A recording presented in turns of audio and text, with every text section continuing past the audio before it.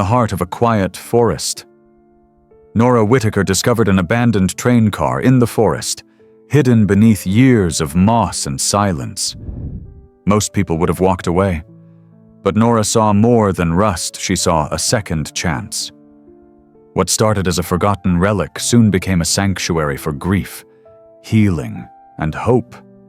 This is the unforgettable story of how one abandoned train car in the forest gave new life to a woman who had almost given up on her own. Before we dive in, tell us, where in the world are you watching from? If you enjoy stories like this, make sure to hit that subscribe button because tomorrow's episode is truly mind-blowing. Let's get started. The rain had just stopped, but the pine needles still wept quietly overhead. Deep in the heart of Washington State's Olympic Peninsula, where most GPS signals gave up and only the moss remembered your name, Nora Whitaker stood alone with mud on her boots and grief heavy on her chest. She wasn't supposed to be here long. Just a weekend trip to clear out her dad's old trapper's cabin after the probate settled. But sometimes, the forest doesn't let go so easily. Nora, 35, had grease-stained fingers and a welder's burn on her forearm, a quiet badge of the trade she'd worked in since she was 20. A female mechanic by all definitions. She'd spent years fixing what other people broke. Trucks, tractors, generators, anything with an engine, anything to keep her mind busy. But the forest wasn't something she could fix. At least, that's what she thought. Until she stumbled across it. Just off the trail, wrapped in vines and decades of silence, was a rail car. A rusted, broken, crumpled piece of iron and memory abandoned like someone once hoped to forget it. Most people would have turned back, but Nora didn't. She walked right up to it and whispered, "You and me, we've both seen better days." At first, she thought it was a hallucination. Maybe the cold, maybe the grief, maybe just the stillness messing with her mind. But no, the thing was real. A full-sized, rust-covered train car tucked beneath a tangle of trees, half swallowed by moss and time. "Who the hell leaves a rail car in the middle of a forest?" Nora muttered aloud. Stepping closer, the paint had long since peeled off. But a faint emblem remained etched in steel near the center Pullman standard. One of those old sleeper cars, maybe from the 1930s. Heavy iron wheels still sat on a short, curved strip of track, nowhere for it to go. No station in sight, just wilderness, rot, and silence. She circled it slowly, her breath fogging in the cold air, boots squelching in the damp soil. Windows were shattered, roof sagging. The back platform was missing a step, and the door hung crooked, barely clinging to its hinges. Most people would have walked away. But Nora was a mechanic, not just by trade, by instinct. And what other people saw as junk, she often saw as something else. Possibility. She stepped up onto the corroded metal steps and gripped the door frame. "Let's see what you're hiding," she whispered. The inside was worse. Way worse. Old bottles littered the corners. Graffiti scarred every wall, half-angry scribbles, half-forgotten names. The air was thick with mildew and decay. A section of the floor near the rear had completely collapsed. She had to hop over a beam just to walk the length of the car. But something in her stomach twisted in a way she hadn't felt in a long time. Not fear, not sadness, something quieter, warmer. Hope. She ran her fingers along the wall. The steel was cold, but solid beneath the layers of grime. Still standing, after all these years. Still waiting? That night, Nora couldn't sleep. She tossed and turned on the cot back at her father's cabin. Mind racing. The image of the train car kept flashing behind her eyes. The smell, the broken door, the whisper of rain dripping through its damaged roof. Why did it feel like it was meant for her? She sat up in the dark and rubbed her eyes, heart pounding, Since her dad passed, the world had felt hollow, empty, like every sound echoed louder than it should. She'd buried herself in repairs, working late into the night at a shop where no one really spoke, not unless it was about lug nuts or fuel lines. She liked it that way, or at least, she convinced herself she did. But the train car, it stirred something different. Something alive. The next morning, she returned. With gloves, a pry bar, and a thermos of black coffee. The wind had shifted overnight, and sunlight cut through the canopy, making the rail car look almost golden. She yanked open the door again, propped it with a rock, and started pulling debris into a pile: moldy cushions, broken glass, rusted-out frames of once luxurious seats. Each piece she removed felt like peeling back a layer of someone else's story. And then, halfway through scraping gunk off the wall panels, her crowbar hit something hollow. Thunk. She paused, knocked again. Thunk. A hidden panel? Carefully. She pried it loose, and a gust of dust puffed into her face. Inside was a small wooden crate, warped but intact, wrapped in rotting canvas and secured with an old leather strap. Nora's hands trembled as she unwrapped it, heart suddenly hammering. Inside tools. Not ordinary ones. Vintage, handcrafted tools. Wooden handles smoothed by use. Blades honed razor thin. A folding measuring stick. A socket wrench set. An oil-stained chisel. And beneath them, nestled in the bottom of the crate, was a thick, cracked notebook. She opened it. Diagrams, sketches, restoration notes, tips for welding thin steel, ways to build a stove from a barrel, tricks for insulating with salvaged material, and journal entries. This car saved my life when nothing else could. She kept me warm when I had nowhere to go. If someone finds this, please finish what I started. At the bottom, a name. Elijah M. Nora sat back against the wall, the notebook open in her lap, the tools spread around her. Someone had tried to bring this place back before her. Someone had lived here, dreamed here, hurt here, and suddenly, the train car didn't feel so empty. It felt sacred.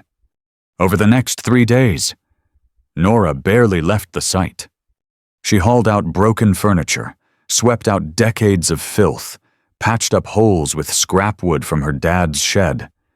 She found old railroad ties buried in the undergrowth and dragged them into place beneath the wheels, shoring up the foundation. The forest helped her branches broke easily when she needed them.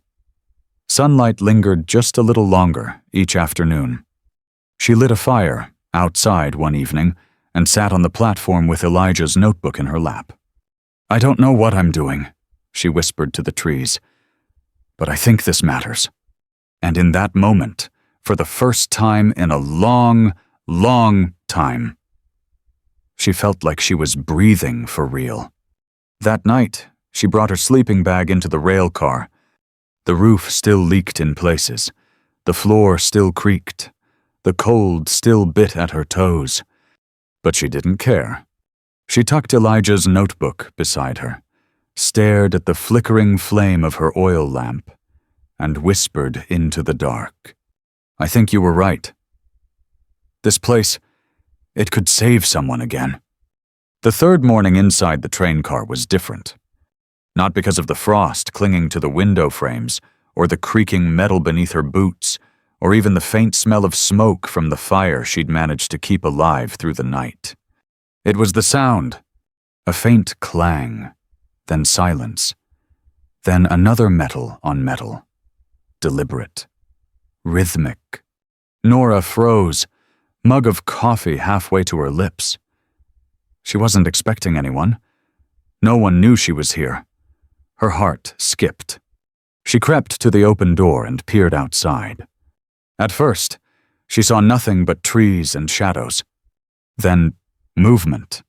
A man maybe mid-60s, bundled in a thick wool coat and an orange knit cap, was squatting near the rear wheel of the train car, tapping at the metal with a wrench. "What the hell?" Nora muttered. She stepped out cautiously, boots crunching on frost-bitten leaves. "Hey, can I help you with something?" The man didn't flinch, just straightened up and gave her a half smile, as if he'd been waiting for her. "You the one cleaning up this old girl?" he asked, tapping the railcar's frame gently. "Been hearing echoes from her the past few mornings." Nora furrowed her brow. "You live nearby? Cabin 2 ridges over?" He nodded. "Name's Frank Mercer. Used to work rail out of Spokane. Retired now. Mostly." Nora relaxed a little, though her guard stayed up. "Well, Frank, you scared the hell out of me." He chuckled. "Most things that are worth finding start with a scare." She didn't have an answer for that. They sat by the fire. She'd started near the side of the train car. Frank sipped from his own thermos and glanced around like he was scanning old memories. "You know what this is?" "Right?" he asked finally. Pullman sleeper, pre-war. Not just a passenger car, these were homes for weeks at a time. Men lived their whole lives rolling cross-country in these things. "I figured as much," Nora replied. "Found a journal inside. Guy named Elijah. He was fixing it up too, a long time ago." Frank's eyes lit with recognition. "Elijah Morrow." Nora blinked. "You knew him." "I knew of him," Frank said. "Rail legend around here. Quiet fella. Used to tinker with everything. People say he disappeared after the accident." "What accident?" Frank hesitated. "There was a derailment not far from here. Back in the 80s. Lost a couple of engineers. Elijah was part of the crew, but he made it out. Changed him, they say. He left the job, bought this car from the salvage yard and hauled it out here himself. By hand, mostly." Nora stared at the fire. So this was his redemption. Frank nodded. "We all build our own altars when we're hurting. Some people drink, some people run." Elijah built. After Frank left that day, something shifted in Nora. She couldn't stop thinking about what he said. "We all build our own altars when we're hurting." Was that what she was doing? Had this broken train car become the thing she needed, just to keep from falling apart? She looked around the rusted walls, the patched floor, the crate of tools by the door, and felt a swell of emotion rise in her chest. Yes, this was more than metal and memory. This was healing in its rawest form. The following morning, something even more unexpected happened. Nora had spent the better part of an hour digging out the undercarriage near the wheelbase when she found a set of riveted metal plates, half buried under years of forest debris. She yanked one loose and realized it was part of a hidden drawer tucked deep under the floorboards, reinforced with copper corners. She unscrewed the rusted bolts one by one. Knuckles scraped raw, and finally slid the drawer out with a metallic groan. Inside, wrapped in oiled canvas, was a film reel. Old, fragile, tightly coiled with a paper label. Elijah and Nora, 1987. Her breath caught. Another Nora. She sprinted back to the cabin. Her father's place still had an ancient film projector in the loft. Dusty. But it worked. She threaded the reel through trembling hands and flipped the switch. The room flickered to life. There, in grainy color and soft flickers, was the train car, her train car back when it was whole. Red paint, gold trim, shiny steel under the sun. And beside it, a man in overalls, arms covered in grease, adjusting a tripod and waving sheepishly at the lens. Elijah. Then, a moment later, a woman appeared, brunette, freckled, laughing as she tried to balance 2 mugs of coffee. She sat beside Elijah, leaned her head on his shoulder, and the frame froze just long enough to imprint itself on Nora's heart. Nora, his wife, his daughter, a ghost. She watched them dance, work, laugh. Elijah lifted her onto the platform and dipped her dramatically, both of them collapsing in laughter. They looked happy. Free. Alive. And then the film ended, just like that. But something inside Nora clicked. This wasn't just about building something for herself anymore. It was about finishing what they started. That evening, she returned to the train car with a purpose she hadn't felt in years. She rolled out new insulation she'd bartered from a hardware store miles away, nailed down salvaged planks for a second bench, hung up a photo of Elijah she'd paused from the film, printed onto thick paper and pinned above the window.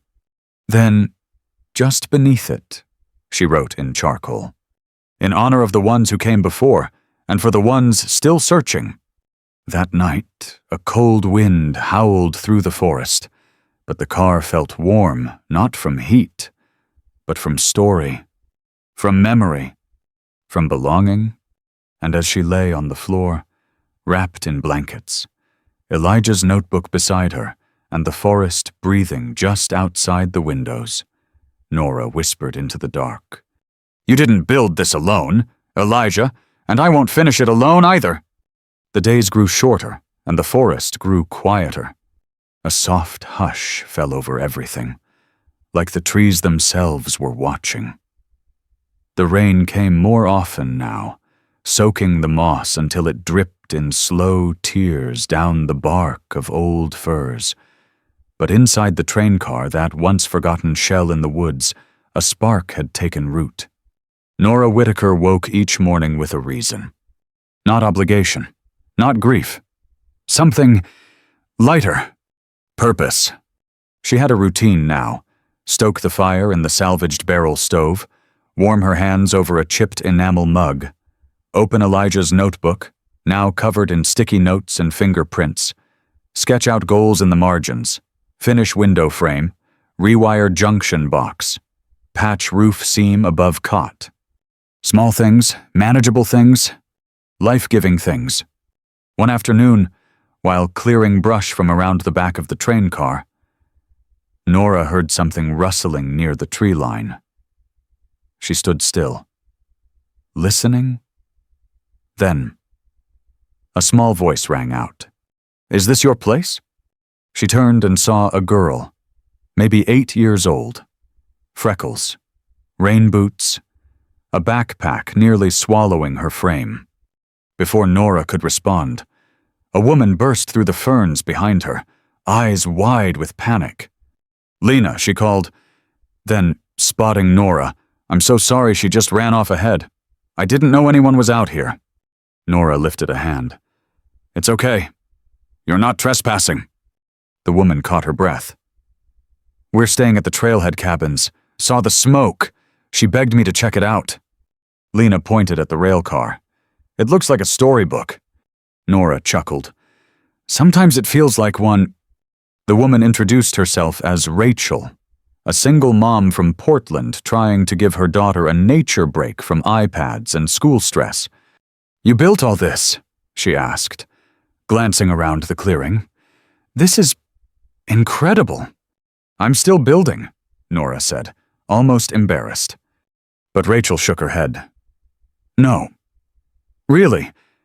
It feels like something important, like the kind of place people remember even if they only see it once."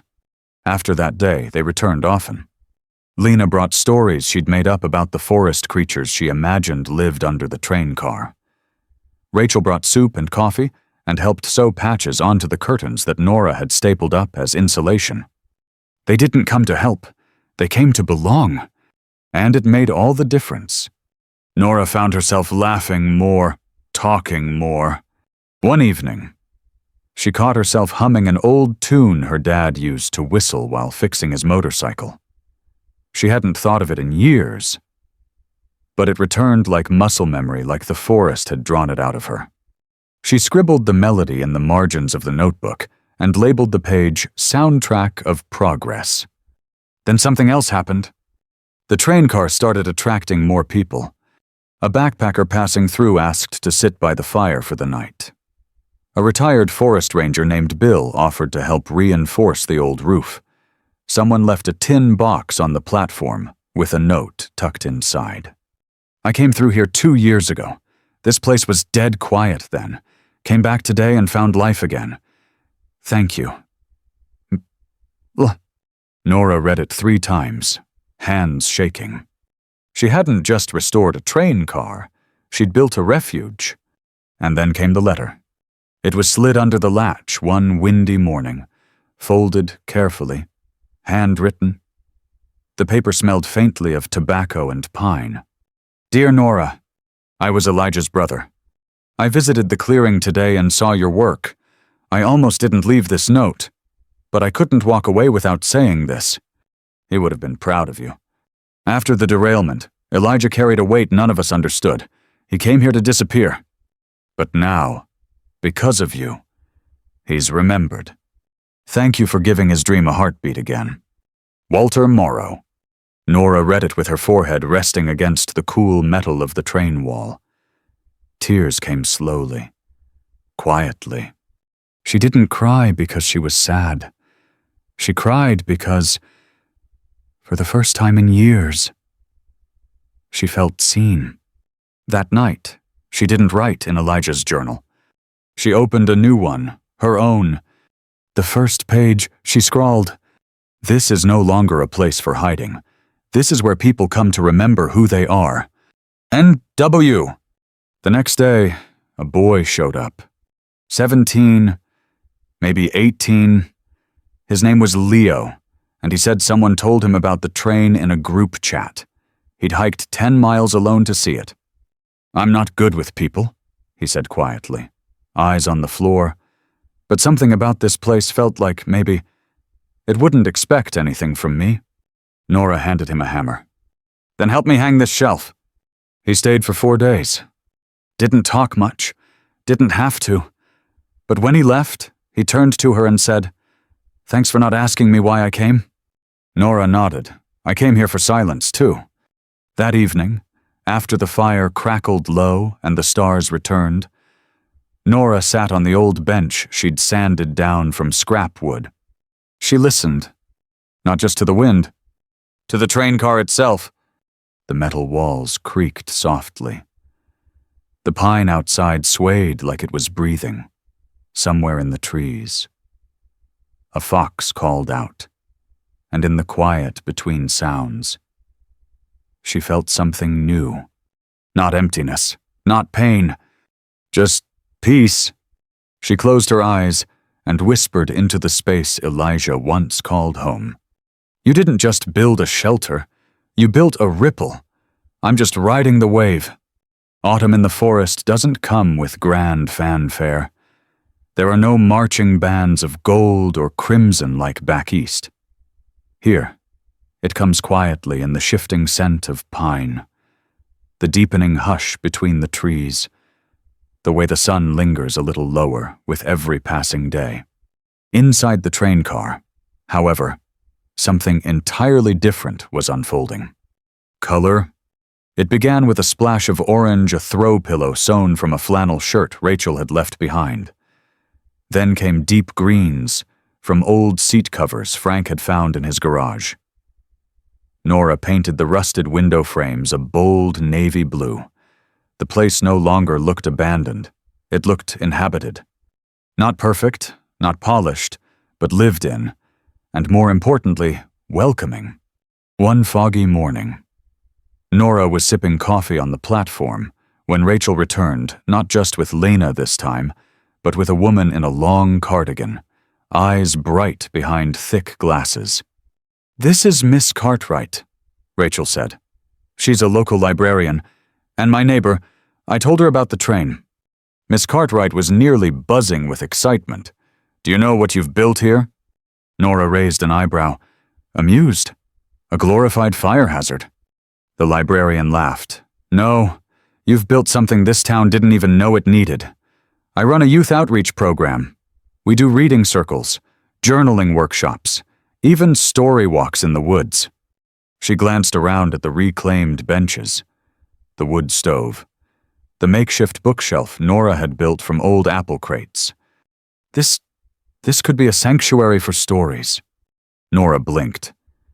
Wait, you want to bring kids here? Miss Cartwright nodded. If you're open to it. Nora hesitated. She didn't teach. She wasn't a leader. She wasn't even sure she was finished healing herself.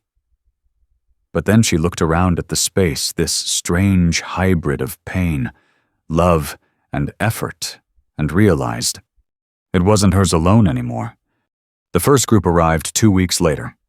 7 kids between the ages of 9 and 15, all bundled in scarves and coats, muddy boots stomping in excited rhythm as they climbed up the worn steps into the train car.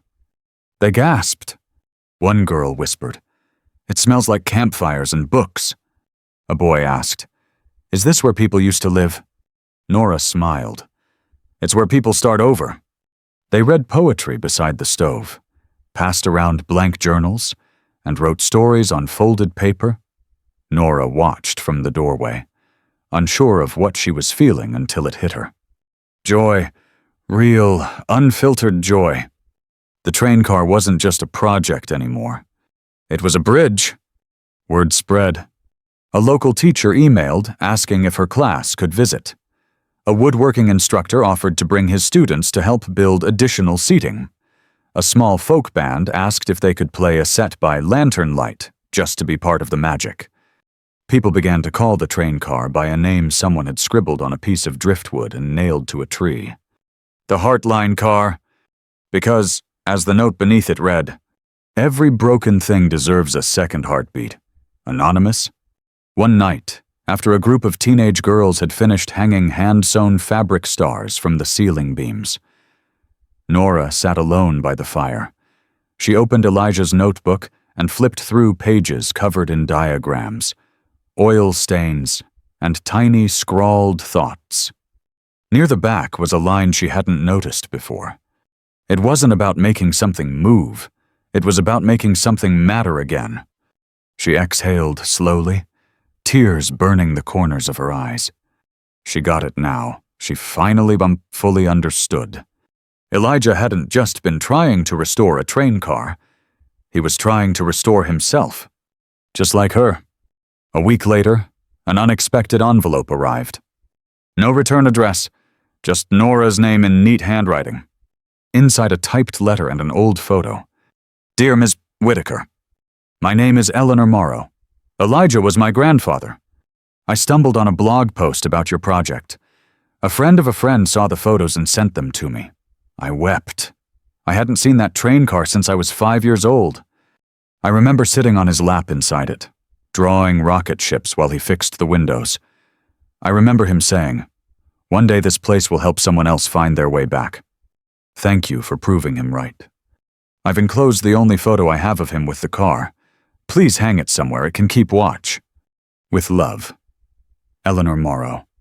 The photo showed Elijah in overalls, smiling with one hand on the rail car and the other holding a toddler with tangled curls and giggles frozen in black and white.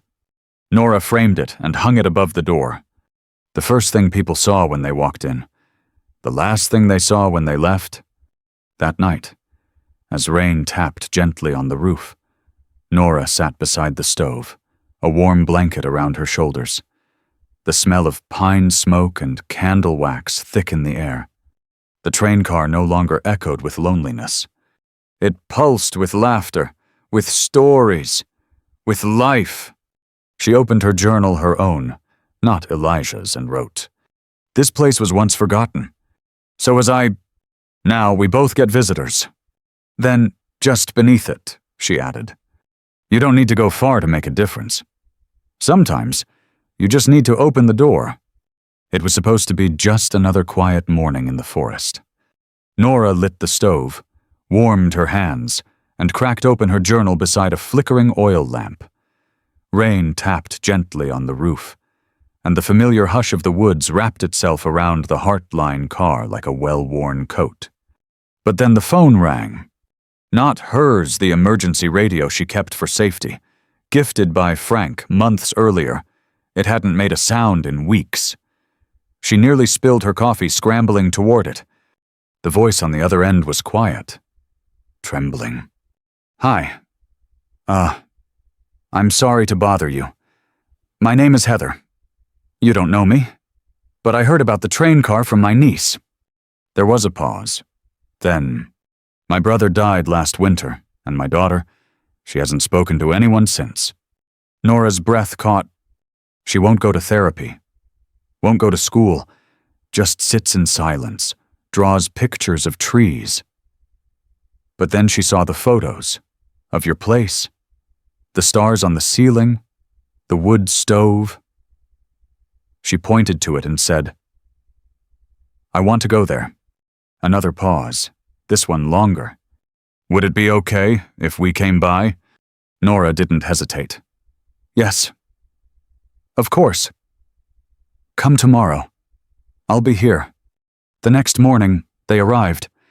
A small sedan rolled slowly up the makeshift path, headlights flickering through mist.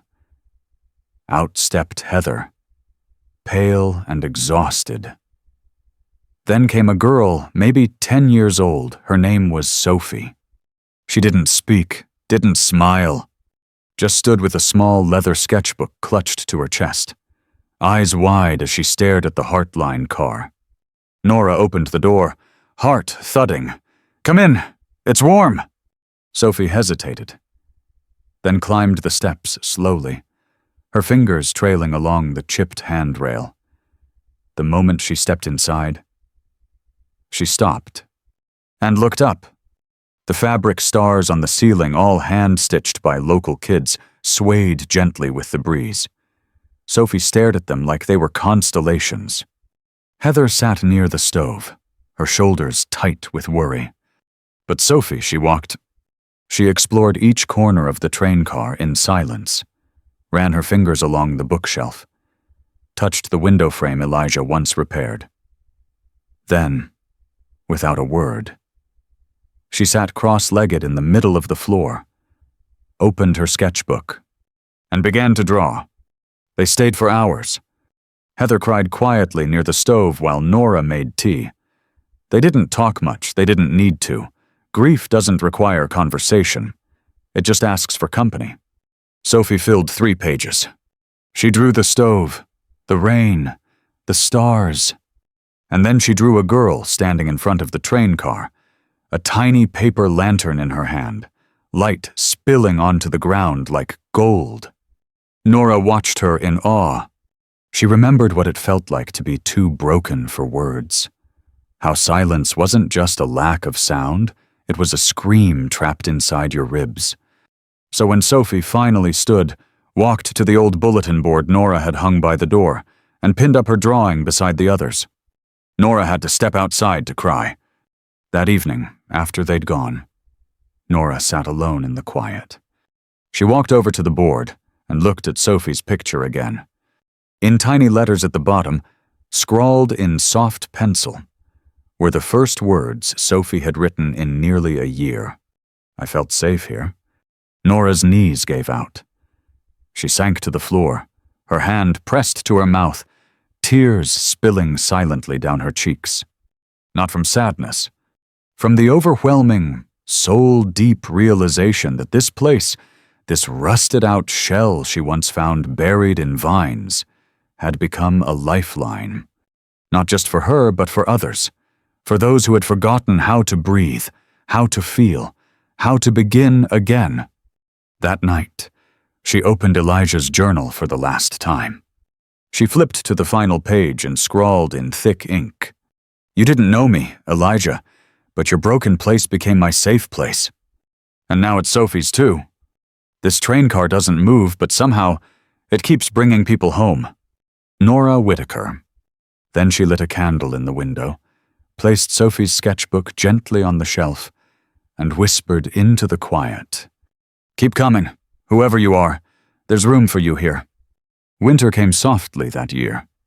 No harsh wind, no heavy snow, just a quiet stillness, like the forest was holding its breath, The train car sat peacefully beneath a canopy of bare trees, its patched metal sides catching the pale winter light, its chimney puffing a thin ribbon of smoke into the sky.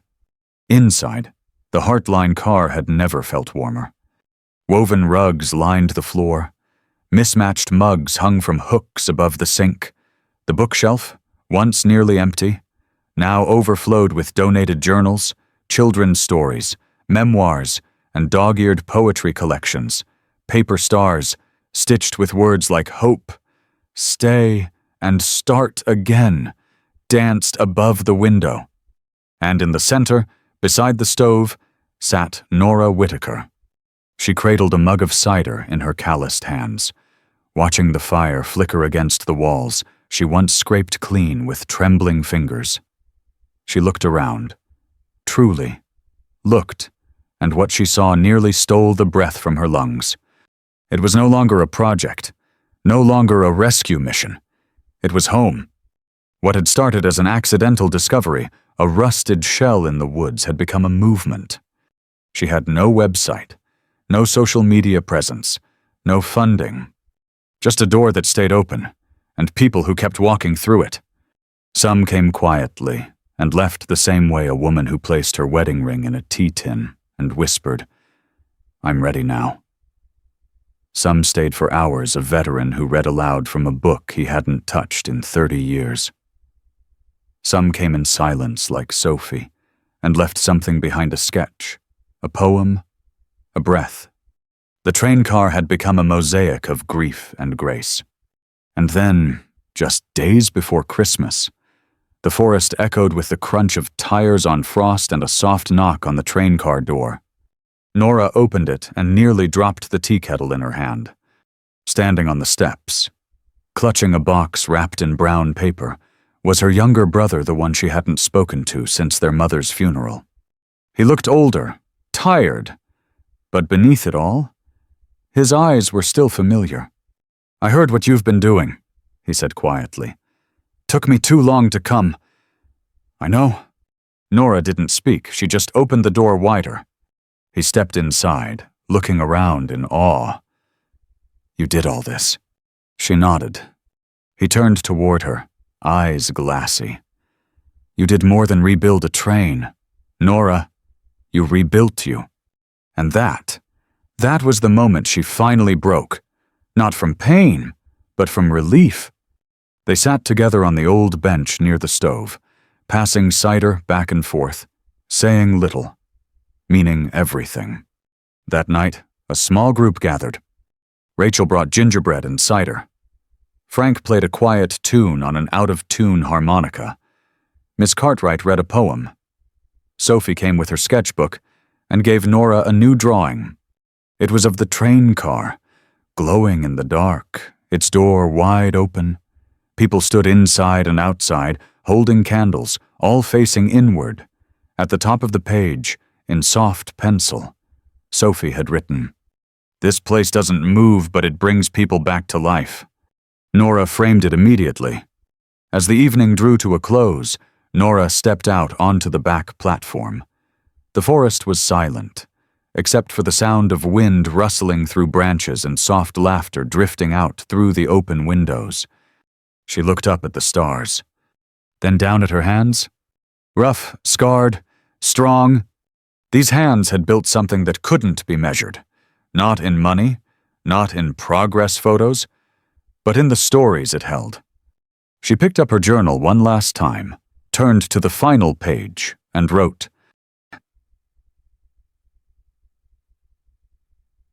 "This isn't the end of the story. It's where others begin theirs." Nora Whitaker. Then she set the journal beside Elijah's, 2 lives bound by rust and rebirth. She lit the lantern by the door, left it glowing in the cold, and whispered into the forest. "The door's still open. Come in when you're ready." Nora Whitaker didn't set out to change lives. She didn't plan to build a sanctuary, or inspire anyone, or spark tears in people she never met. She was just a woman carrying pain too heavy for her chest. And then she found a forgotten train car. Not with a map, not with a mission, but by accident or maybe By fate, what began as a rusted relic in the forest became something sacred, a place where grief could sit quietly beside joy, where silence wasn't a punishment but a healing pause, where strangers came with burdens and left with a little more light than they arrived with. Nora taught us something rare. You don't need to fix the whole world. Sometimes, you just need to fix one broken thing. And in the process, you fix yourself too. Her journey reminds us that beauty doesn't always start big. Sometimes, it starts with a single step toward something no one else sees value in. And that's where the healing begins. The end.